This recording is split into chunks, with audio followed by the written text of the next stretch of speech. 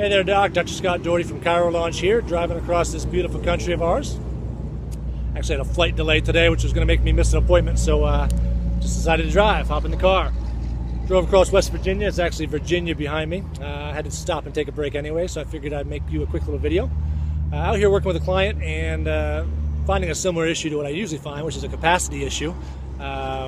Systems and procedures just weren't in place to allow them to grow.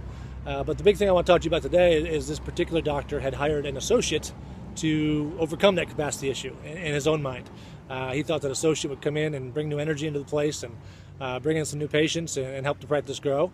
And luckily I got there in time to show him that that was not the way to use an associate. So that's what I want to talk to you about today. Associates should not be brought in for that reason. Too often times I see them brought in as slave labor, which is another bad idea. But again, he was bringing them in thinking that this guy would bring in more new patients and just open up some capacity, and that's not the case. And in fact, since the capacity was limited, the associate was just going to be more overhead. Proper way to use an associate, especially in his case, because he has an abundance of new patients. He has more new patients than he can handle properly. So as I taught him, and he's very excited about, the proper way to use that associate is to feed him. And too many docs, they hire an associate, they're like, I'm not going to feed him, I want to keep my patients.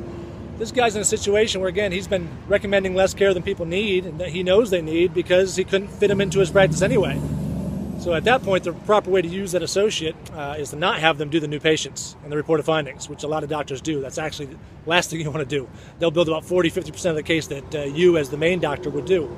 So you see the new patients, you see the reported findings, you build the case. Just got bit. You build the case and then hand them off to that associate, more as a modality, which I hate to use that term, but that associate should then be your adjusting doctor. They can see a lot of volume. They can help you expand your capacity, see more new patients, and also see more patients. Then you can make a profitable associate out of that person. So I don't want to go too deep into it. I just wanted to give you the big picture. If you have any questions about how to properly use an associate, leave them in the comments down below. And I'll look forward to talking to you on my next stop.